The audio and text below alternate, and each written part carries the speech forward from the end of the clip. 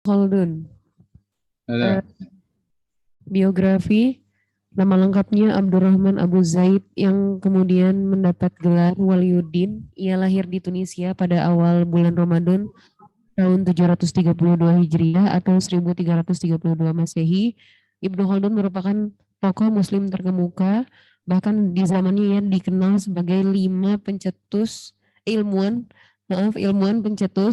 yang memperlakukan sejarah sebagai ilmu serta memberikan alasan-alasan untuk mendukung fakta-fakta yang terjadi.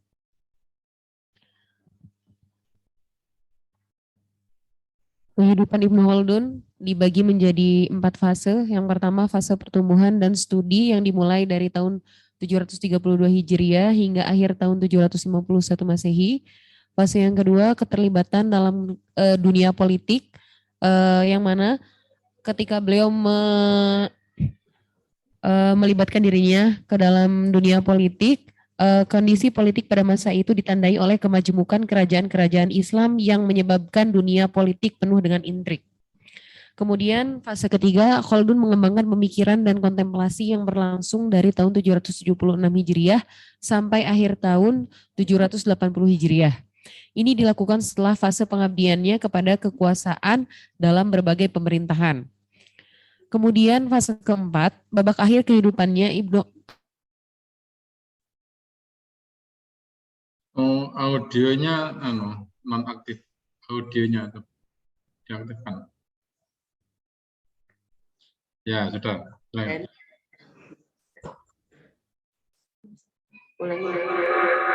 Silakan lanjut.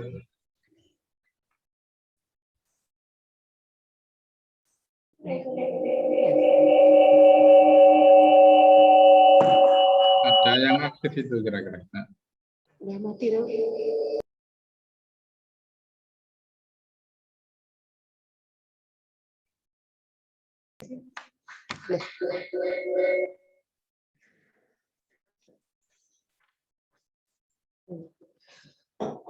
Anak itu Ustaz.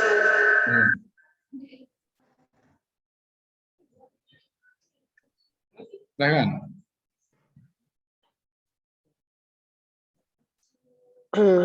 Biografi.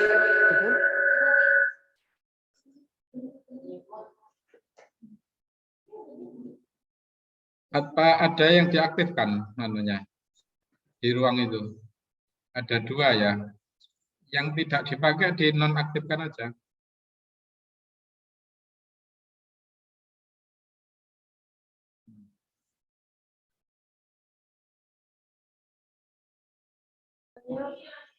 Komputer audio itu jangan dipakai. Nanti dia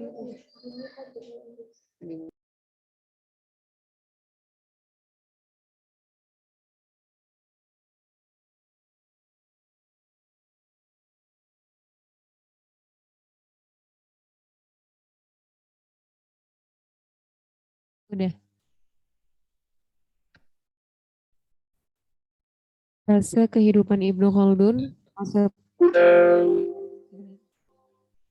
Afwan Ustadz. Ya, sudah bisa.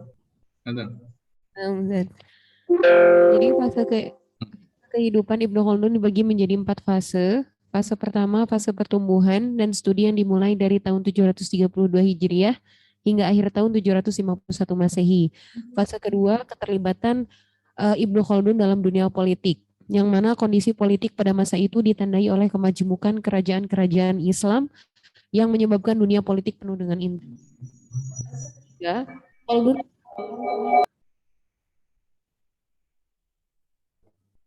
dan kontemplasi yang berlangsung dari tahun 776 Hijriah sampai akhir tahun 780 Hijriah. Ini dilakukan setelah fase pengabdiannya kepada kekuasaan dalam berbagai pemerintahan. Fase keempat, babak akhir kehidupannya, Khaldun mulai mengundurkan diri dari dunia politik. Khaldun dengan serius membenamkan diri pada tugas intelektualnya yang dianggap masih tersisa.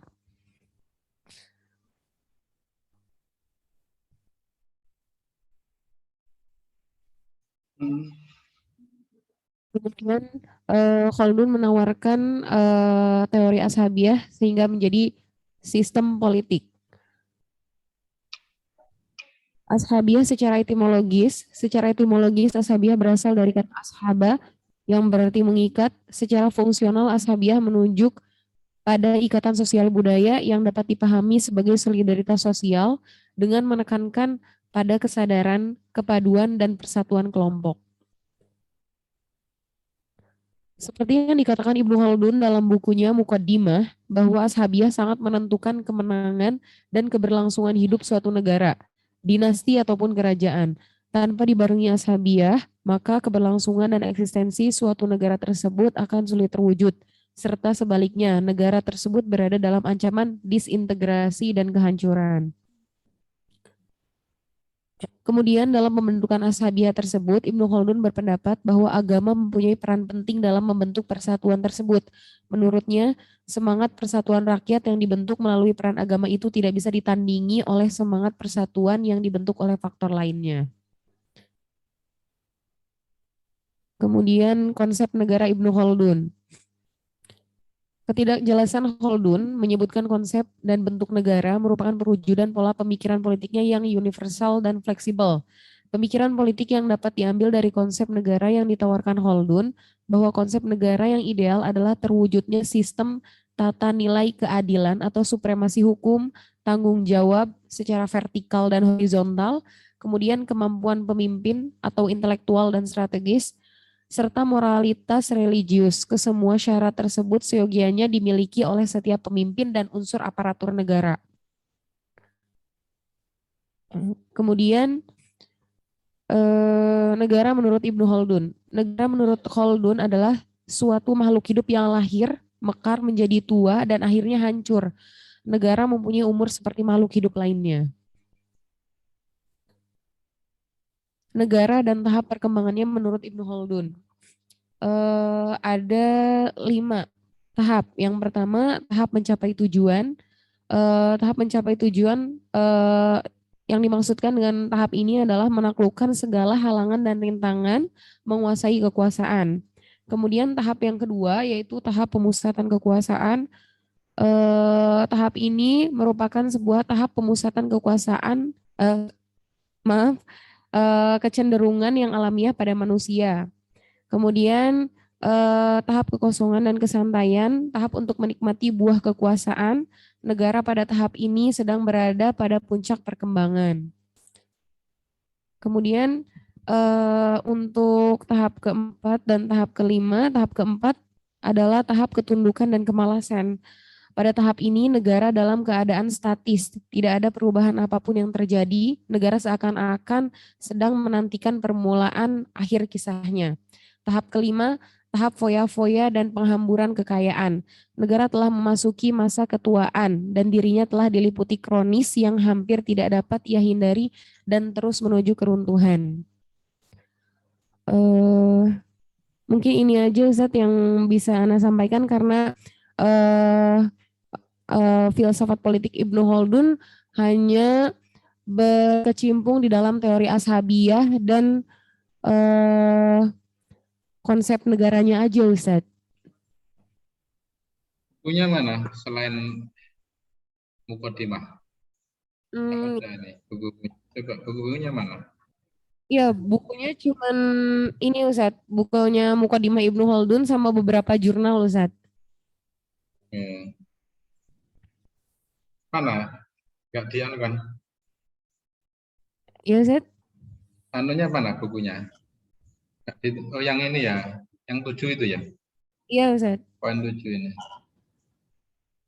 Itu aslinya, bukan ya? Mungkin sudah Ini terjemahan apa asli nih? Anu pakai bahasa ada yang bahasa Inggris ya ini atau bahasa Arab? bahasa Arab ada sama bahasa Indonesianya Ustadz. Bahasa Indonesianya Ana punya yang buku cetaknya Ustadz.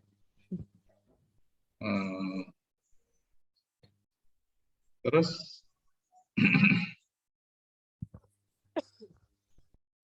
satu ini aja ya. Terus untuk membantu memahami buku tadi dengan jurnal apa? Ada jurnalnya enggak? Iya Ustadz, ada jurnal. Mana? Jurnalnya apa? Jurnal.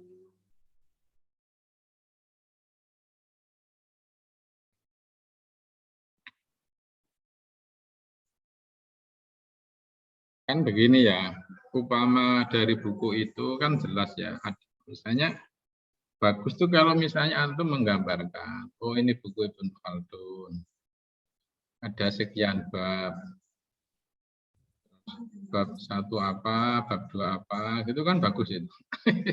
Nah, Benar-benar eksplorasi dari buku. Ya, itu. Ustaz. Hanya untuk pengkayaan itu bisa antum lengkapi dengan jurnal-jurnal yang membahas tentang Ibnu Khaldun. Sebenarnya beliau juga menawarkan ini Ustaz,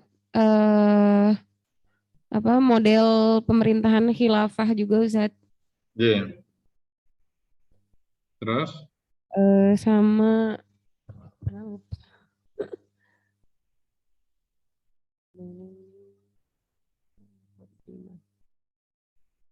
itu di poin 8 itu kan ada konsep negara, ya kan? Ustaz. Terus yang kedua ada nomor 1 konsep negara, terus berikutnya yang Eh, 9 apa itu? Yang 9? Yang 9 ya, yang 9 ini apa namanya?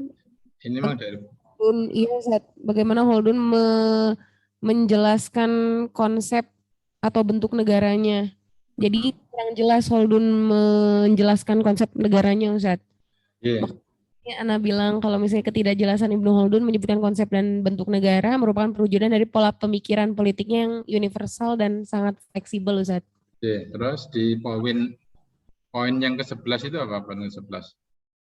Nah, ini ada negara dan tahap perkembangannya menurut Ibnu Holdun.